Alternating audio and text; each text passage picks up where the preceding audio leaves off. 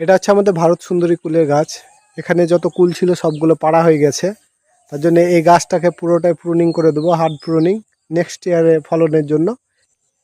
Hard প্রুনিংয়ের জন্য একটা sharp হোঁসা লাগবে, আর একটা হচ্ছে করত, যেটা আপনার ধার খুব হবে, সেটা আগে চিকনভাবে কেটে নেবেন যাতে ফাটল না ধরে। ফাটল ধরলে কি ফাঙ্গাস লেগে এটা নষ্ট হয়ে যাবে। চলুন।